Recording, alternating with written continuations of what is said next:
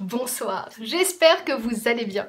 On se retrouve ce soir pour Ce soir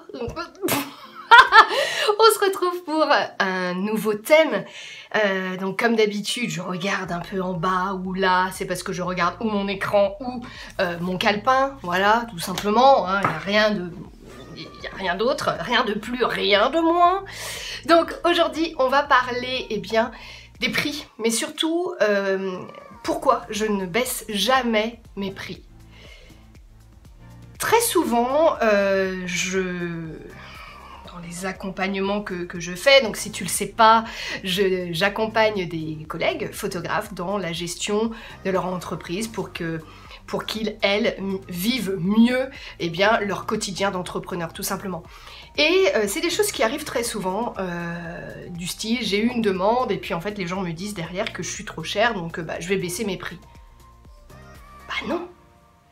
En fait, c'est très simple, ayez une seule chose en tête, c'est qu'à chaque fois que vous allez baisser vos prix, eh bien c'est de l'argent en moins dans votre poche, qui plus est, eh bien du salaire en moins, et du coup, bah, un petit peu moins de steak et de patates dans votre frigo. Voilà, donc baisser vos prix, c'est forcément du confort de vie en moins pour vous. Et au-delà de confort de vie et de choses et d'extra, par exemple, c'est juste de la... Moi je dis, c'est simple, c'est tu enlèves de la nourriture de ta bouche, hein, très clairement.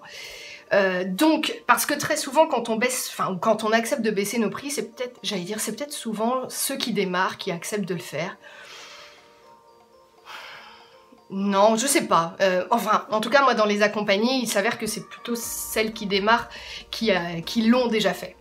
Donc, en fait, il faut rester ferme et il n'y a rien de mal que de dire non, mes tarifs sont établis au plus juste et je ne veux pas les diminuer. Alors, si vous voulez que je baisse mes prix, pas de problème. Qu'est-ce qu'on retire ? Admettons, on est sur un forfait mariage avec ma présence, des préparatifs jusqu'au cocktail. Voilà, pour tant d'euros, eh bien ok, vous voulez que je baisse mon prix, donc dans ces cas-là, qu'est-ce qu'on retire? On retire les préparatifs, le vin d'honneur, parce que bon, forcément les cérémonies ça va être compliqué, mais qu'est-ce qu'on retire? Le début, la fin?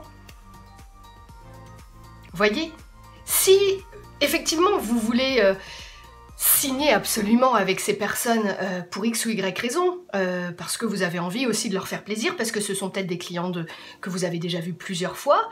Admettons, je sais pas moi, des gens avec qui vous avez déjà fait des photos de famille, etc. Plusieurs photos de famille. Puis un jour, ils vous annoncent qu'ils se marient. Vous transmettez vos tarifs et là, ça tique. Ok, alors qu'est-ce qu'on peut faire? On peut adapter. Chacun, on n'a pas à être buté. Donc si on baisse nos prix, c'est qu'on va retirer des choses. Pas de souci, parce que des fois, non j'allais dire, il y a des cas de figure où en fait les gens c'est pas qu'ils veulent que vous baissiez votre prix, c'est retirer peut-être un support photo qui ne leur convient pas. Et auquel cas forcément ça va peut-être baisser un petit peu le prix, ou des fois pas du tout, ou le bien fondé, parce qu'au début quand on démarre ça arrive qu'il y ait des gens qui nous disent oui mais ça sert à quoi la séance photo d'engagement, parce que du coup si on la retire ça fera moins cher. Pas non, parce que c'est essentiel. Donc à vous de savoir expliquer les choses. C'est vraiment... faut être pédagogue. Faut être pédagogue. Et puis, il faut pas avoir peur de dire... Enfin, si vraiment les gens veulent un prix pour un prix, bah, c'est de dire, écoute, est-ce que toi, tu serais OK pour baisser ton salaire? Je ne pense pas.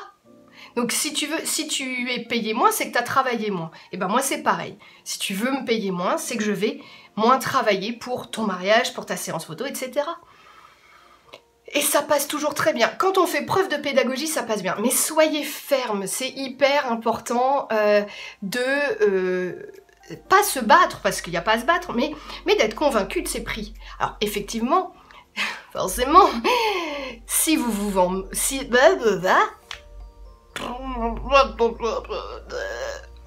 Est-ce que je vais garder ça au montage? On sait pas. Oh si, peut-être. Amélie qui pète un plomb, telle une petite fille. Non mais c'est que je viens de voir un truc passer, je vous cache rien, je viens de voir un truc passer qui me concerne et comme une petite fille je me dis ah je veux trop aller le voir, donc on va vite finir cette vidéo et ensuite je me bats. Donc je sais plus ce que je disais, je sais plus, je disais quoi? Je disais que il faut être ferme. Il faut être ferme sur ses tarifs, sur le fait que nous avons établi des prix qui sont au plus juste. En revanche, si t'es pas totalement convaincu par tes prix, comment veux-tu convaincre des clients? Bien sûr que non, t'arriveras pas à les convaincre.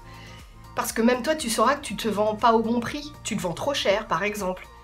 Alors, on va me dire, Amélie, les gens qui se vendent trop cher, ça n'existe pas beaucoup.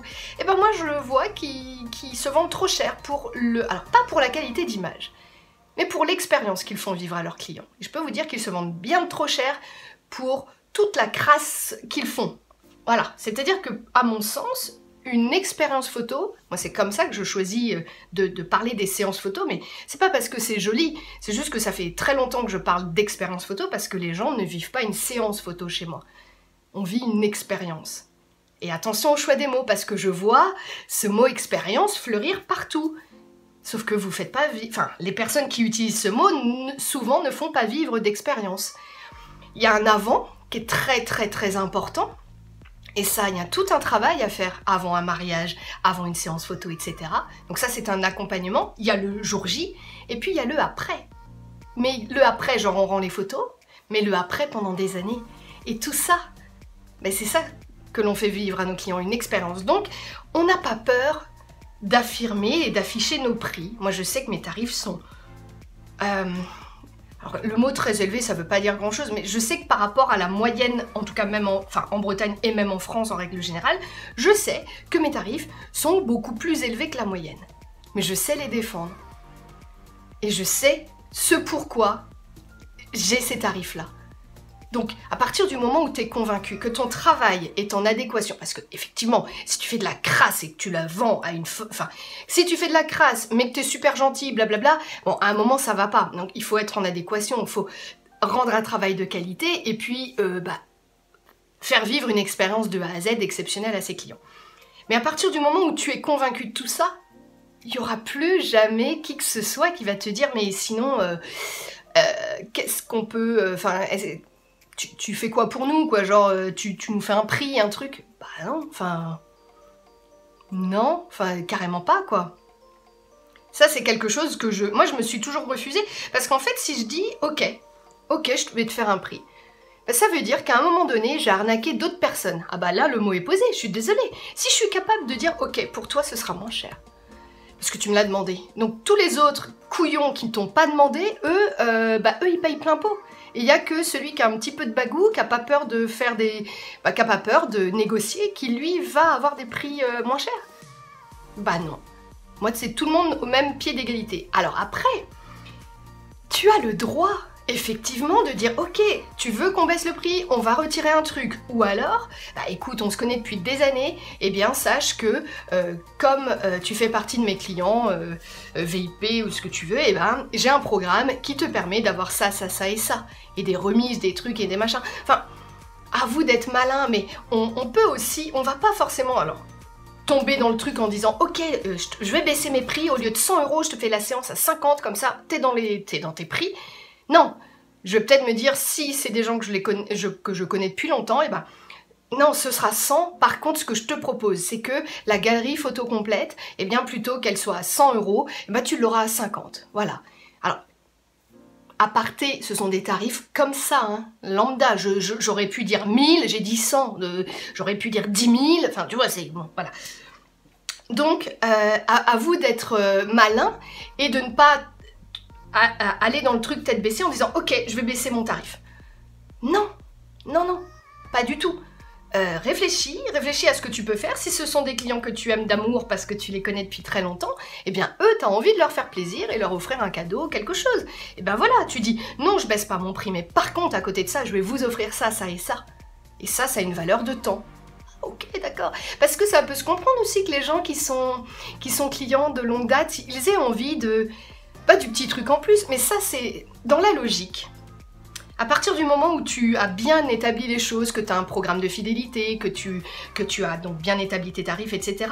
Si c'est des clients qui reviennent et qui à un moment te demandent ou te laissent entendre, tu baisses ton prix, bah c'est que tu as mal fait quelque chose, parce que dans la logique, tu as déjà un programme de fidélité et eux font partie de ce programme de fidélité, donc ils ont déjà des avantages que les autres ne peuvent pas avoir. Tu vois l'idée ? Donc, allez, j'arrête parce que ça fait une vidéo beaucoup trop longue. Voilà. aie en tête que si tu baisses ton prix, j'ai d'autres choses en tête, faut que j'arrête. Si tu baisses ton tarif, si tu baisses tes prix, c'est de l'argent en moins à la fin du mois pour manger, ok? Donc voilà, on baisse pas ce prix et puis on garde ses sous-sous pour s'acheter un bon gros beefsteak avec des grosses patates. Ah oui, oh, oui, oh les patates, je l'avais. Pardon, excusez-moi, Florence, sors de mon corps. Paillettes, oui, paillettes. Je suis désolée, j'avais Jarry dans mon corps avec Florence Foresti. Qu'est-ce que j'ai peu, moi, rien du tout. Je remets de la lumière là, vous allez voir, hop là, jour-nuit. Non, pas de jour-nuit. Voilà, jour-nuit. Allez, sur ce, je vous embrasse. Et puis, à très vite. Et on ne baisse pas ses tarots. Voilà, allez, bisous, à bientôt.